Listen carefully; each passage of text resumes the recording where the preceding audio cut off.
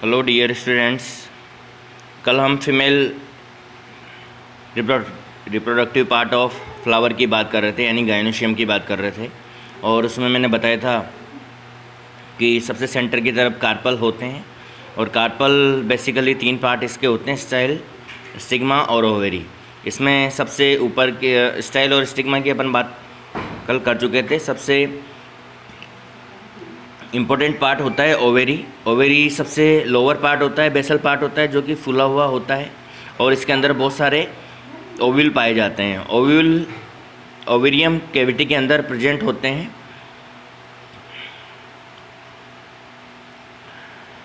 ये एक अलग ही पैटर्न में यहाँ पर जो है पाए जाते हैं, और जिस पैटर्न में ये पाए जाते हैं उसे हम प्लेसेंटेशन कहते हैं, और जिस स्ट्रक्चर से ये ओवेरी से जुड़े हुए रहते हैं उसे प्लेसेंटा कहा जाता है।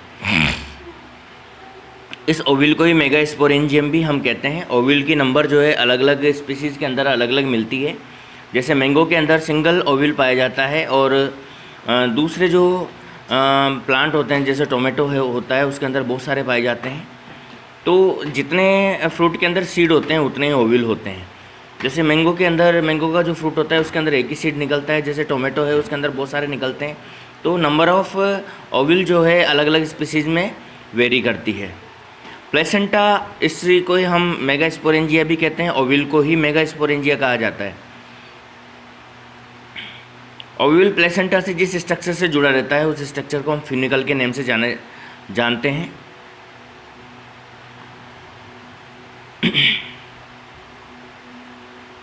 और ये फ्यूनिकल जो है ओव्यूल से जिस जगह से जुड़ा हुआ रहता है उस प्लेस को जो है हम हाइलम के नेम से जानते हैं। इसमें कभी कभी एक आउटग्रोथ जैसी स्ट्रक्चर भी पाई जाती है, उस स्ट्रक्चर को हम रेफे कहा जाता है। अब बात करेंगे स्ट्रक्चर ऑफ ओव्यूल की। देखिए, इसको थोड़ा समझ लेते हैं अपन।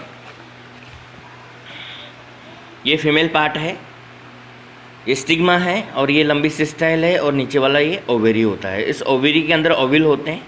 जैसे ये ओवेरी है, इसके अंदर सिंगल ओव्यूल है। ये वाला नीचे वाला जो पोर्शन है ये प्लेसेंटा है, और ये प्लेसेंटा से ये वाला जो हिस्सा जुड़ा हुआ है इसको फ्यूनिकल कहेंगे। ये वाला हिस्सा जो है फ्यूनिकल होता है, और फ्यूनिकल से फिर ओव्यूल जुड़ा हुआ रहता है। ये पूरा ओव्यूल है। इस ओव्यूल के अंदर ये वाला भाग न्यूक्लियस होता है, और ये वाला भाग इसका एम्ब्रियो सेक होता है। इसके स्ट्रक्चर की स्टडी हम करें तो मेनली 4 पार्ट इसके होते हैं ओव्यूल के। इंटेग्यूमेंट होती है बाहर वाले, माइक्रोपाइल पोल होता है, न्यूक्लियस होती है, और एम्ब्रियो सेक होता है। ये 4 पार्ट में हम इसको डिवाइड किया हुआ है। इन 4 पार्ट की बात करेंगे हम इसके अंदर। ये देखिए, इसको थोड़ा सा जूम आउट करें तो ये स्ट्रक्चर आपके सामने नज़र आती है। ये वाला हिस्सा फ्यूनिकल का ये हिस्सा है जो प्लेसेंटा से यहाँ से जुड़ा हुआ रहता है, यानी कि ओवेरी की किसी पार्ट से जुड़ा हुआ रहता है। फ्यूनिकल, ये वाला पूरा हिस्सा जो है फ्यूनिकल कहलाता है। फ्यूनिकल और ये ओव्यूल जिस स्ट्रक्चर से जुड़ा रहता है उसको हम हाइलम के नेम से जानते हैं। ये हाइलम होता है, ये वाला पार्ट। अब इसके चारों तरफ की चारों तरफ की जो कवरिंग होती है, 2 कवरिंग इसके चारों तरफ पाई जाती है, जिसे इंटेग्यूमेंट कहते हैं। ये इंटेग्यूमेंट ही आगे चलकर, ये वाली इंटेग्यूमेंट होती है, आगे चलकर फ्रूट की जो कवरिंग जो होती है वो बनाने का काम करती है। उसके बाद में ये वाला मांस पूरा सेलुलर पार्ट होता है, जिसके अंदर डेंस सेल्स होती है। साइटोप्लाज्म, वो कंसनट्रेट साइटोप्लाज्म इनके अंदर पाया जाता है।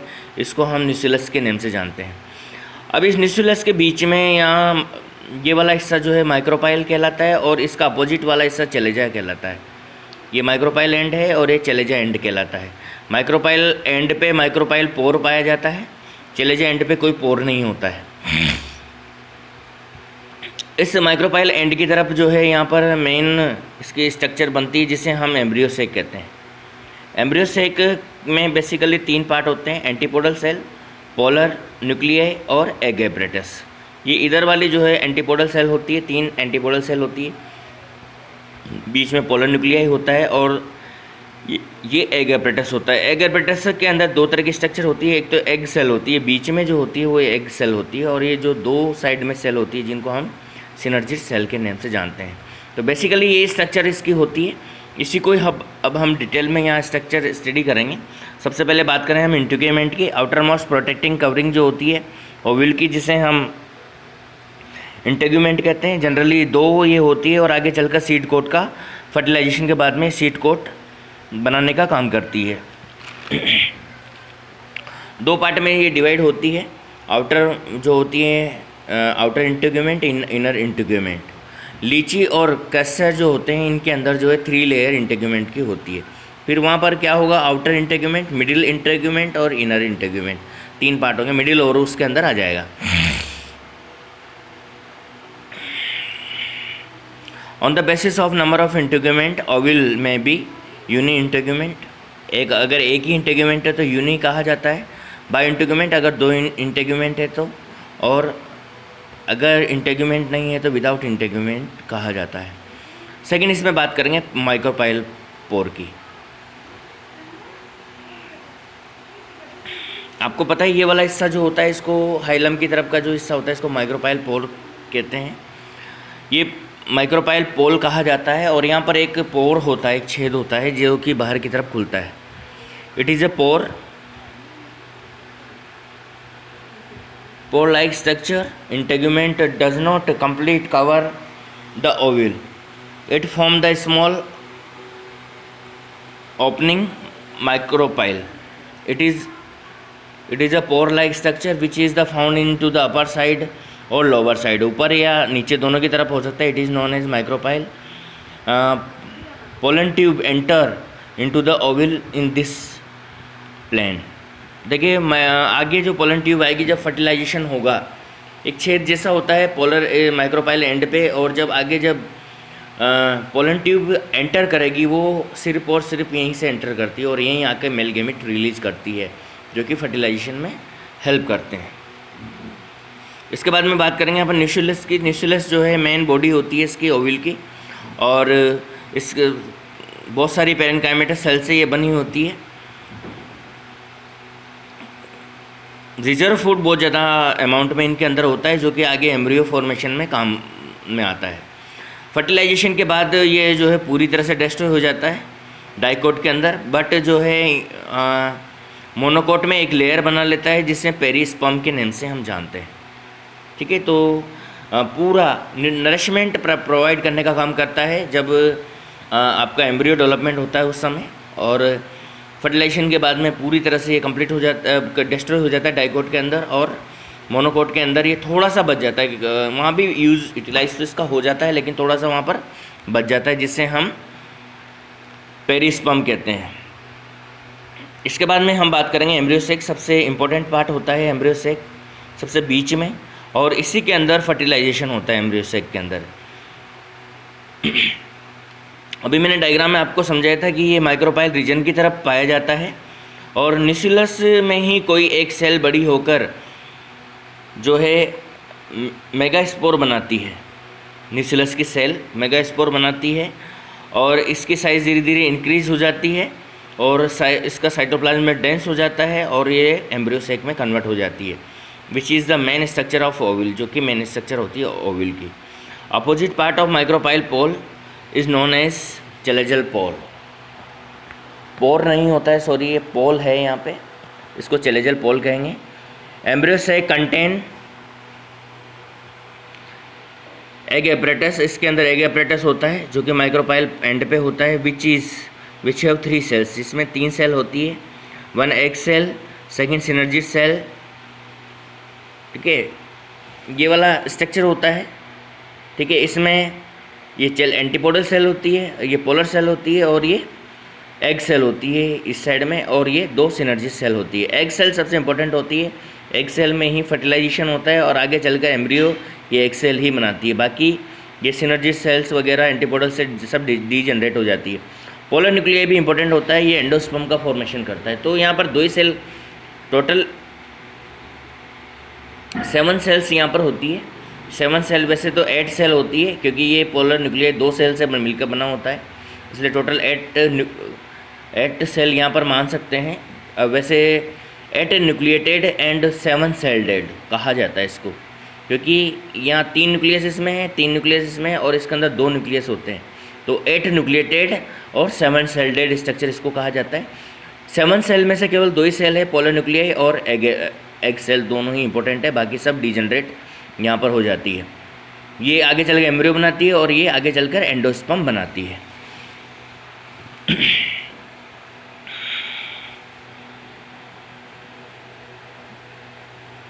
चैलेंजल एंड की तरफ 3 एंटीपोडल सेल्स प्रेजेंट होती है जो कि आगे डिजनरेट हो जाती है। In this centre of embryo sac 2 central cell present होती है।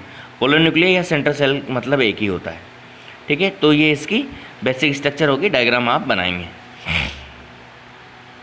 अब टाइप्स ऑफ ओव्यूल, अब देखिए ओव्यूल की जो डिज़ाइन है 82% के अंदर तो यही होता है। 82% के अंदर जो प्लांट होते हैं उनके अंदर तो यही स्ट्रक्चर होती है, बट बाकी जो बचे हैं वहाँ पर जो है बहुत सारे वेरिएशंस यहाँ पर आते हैं। और इसमें 6 टाइप के जो है ऑर्थोट्रोपस 6 टाइप के जो है न्यूक्लियस यहाँ पर पाए जाते हैं। फर्स्ट ऑर्थोट्रोपस होता है, फिर एनाट्रोपस होता है, फिर कैम्पाइलोट्रोपस ओव्यूल, फिर एम्फीट्रोपस होता है, फिर हेमी एनाट्रोपस होता है और लास्ट में सर्सिनोट्रोपस होता है। तो ये 6 टाइप के ओव्यूल यहाँ पर प्रेजेंट होते हैं। फर्स्ट अपन बात करेंगे ऑर्थोट्रोपस की। सबसे सिंपल टाइप का ऑर्थोट्रोपस माना जाता है जो कि इनिशियल प्लांट के अंदर देखने को मिलता है। इसमें माइक्रोपाइल, चेलेजाल और फिनिकल तीनों एक ही स्ट्रेट लाइन में मिलते हैं। देखिए डायग्राम से आप समझिए, ये वाला चेलेजा होता है, ये माइक्रोपाइल होता है और ये एंटीपोडल वाला रीजन होता है। तीनों एक सिंपल लाइन में मिलते हैं, यानी कि घुमाव नहीं होता है। चेलेजा से सीधा का सीधा जो है ओव्यूल बनता है। चेलेजा, एंटीपोडल और माइक्रोपाइल तीनों के तीनों एक सीधी लाइन में होते हैं और ये यहाँ पर एम्ब्रियोसेक, इस एम्ब्रियोसेक हमेशा माइक्रोपाइल की तरफ ही रहता है। तो when the micropyle, chalaza and funicle lies straight line, एक स्ट्रेट लाइन में होते हैं in the ovule, such ovule is called the orthotropous ovule. इस तरह के जो ओव्यूल्स होते हैं उनको ऑर्थोट्रोपस ओव्यूल के नेम से हम जानते हैं। एग्जाम्पल पॉलीगिनी, पाइपिरेसी, ये इसके 2-4 एग्जाम्पल हैं जो आपको देखने हैं। इसके बाद में सेकंड आता है एनाट्रोपस। इसकी स्ट्रक्चर अपन पढ़ ही चुके हैं। 82% मैंने पहले ही बताया आपको कि 82% के अंदर ये पाया जाता है। This is the type of ovule. Funicle grows unilaterally and ovule rotate 180 degree. Ovule जो है 180 डिग्री पे रोटेट हो जाता है एंड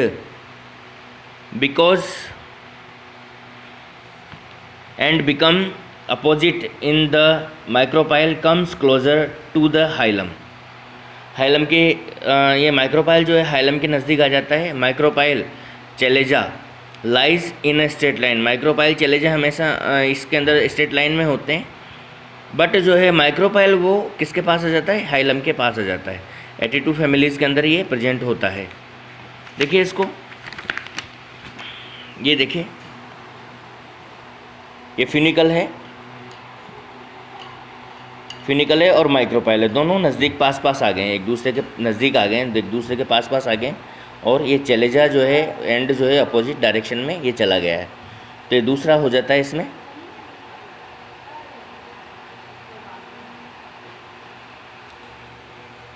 ऑर्थोट्रोपस।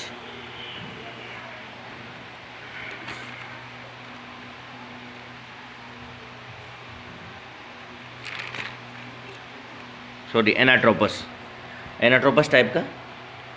फर्स्ट ऑर्थोट्रोपस हो गया, सेकंड एनाट्रोपस हो गया और थर्ड जो अपन बात करते हैं कैम्पाइलोट्रोपस की बात करते हैं। इसके अंदर जो होता है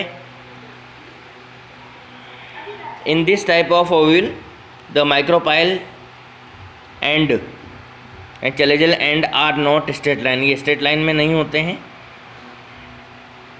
due to the rotation the chalazal is the at the right angle to the funicle. Funicle से बिल्कुल ये राइट एंगल पे ये चला जाता है। In this the nucleus embryo sac rotated like the horseshoe. ये हॉर्स शू की पैटर्न में ये चले जाते हैं। And the micropyle and the funicle comes closer micropyle और फिनिकल जो है एक दूसरे के पास पास आ जाते हैं।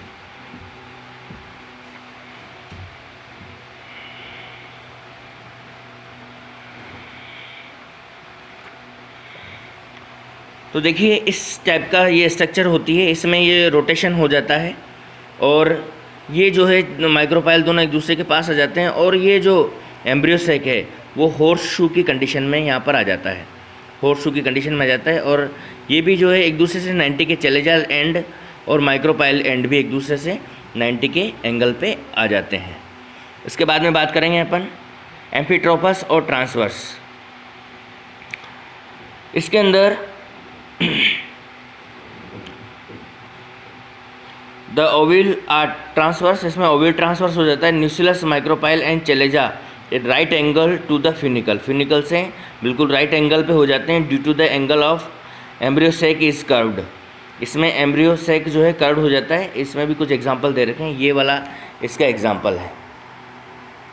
इसमें ये फिनिकल है और फिनिकल से ये दोनों राइट एंगल पे चले जाते हैं, माइक्रोपाइल और चलेजा दोनों फिनिकल से राइट एंगल पे होते हैं, ठीक है। यानी कि 90 डिग्री पर ये जो है घूम जाता है और इस तरह की स्ट्रक्चर यहाँ बनती है। देखिए यहाँ थोड़ा सा इसमें गलत दे रखा है, ये सी वाला जो है एम्फीट्रोपस होना चाहिए और ये डी वाला जो है एक एम्पाइलोट्रोपस होना चाहिए। इन दोनों को आप थोड़ा चेंज करेंगे, यानी कि ये जो सी वाला है ये एम्फीट्रोपस है और ये जो इसके अंदर ये जो डी दे रखा है वो कैम्पाइलोट्रोपस है। इसके बाद में बात करेंगे हम हेमिएनाट्रोपस की। When the micropyle and chalaza such position they form right angle to funicle and such condition is ovule is hemianatropous ranunculaceae. इसमें ये कंडीशन आ जाती है कि ये जो है एक दूसरे के चलेजा और ये जो है राइट एंगल पे चले जाते हैं, जबकि माइक्रोपाइल थोड़ा सा घूम के इसके नज़दीक की तरफ आ जाता है। तो रेनकुलेसी वगैरह जो है उसके अंदर ये कंडीशन पाई जाती है। और लास्ट जो है सर्सिनोट्रोपस आता है। सर्सिनोट्रोपस जो होते हैं इसके अंदर जो फिनिकल होती है, फिनिकल से माइक्रोपाइल जो है 360 डिग्री पे रोटेट हो जाता है। यहाँ पर जो रोटेशन हो जाता है 360 डिग्री पे रोटेशन हो जाता है और ये वापस से इन्वर्ट घूम के और वापस उल्टा ही हो जाता है। यानी कि ये ऊपर होना चाहिए तो ये पूरा घूम के और ये अंदर से होके फिर से ये उल्टा हो जाता है। 360 का रोटेशन यहाँ पर होता है। माइक्रोपाइल इसके अपोजिट चला जाता है और जो चलेजा होता है वो फिनिकल के नज़दीक यहाँ पर आ जाता है। यानी यहाँ जो रोटेशन होता है 360 का होता है, ये होता है सर्सिनोट्रोपस के अंदर। तो ये नोट करने के बाद में आपको ये 6 के 6 डायग्राम यहाँ बनाना है। याद रखना, बुक से अगर डायग्राम बनाते हो तो ये थोड़ा सा आपको चेंज करना है इसमें, ठीक है बच्चों। आज के लिए इतना ही। कोई भी डाउट हो तो आप अपने डाउट ज़रूर मुझे व्हाट्सअप करें। Thank you.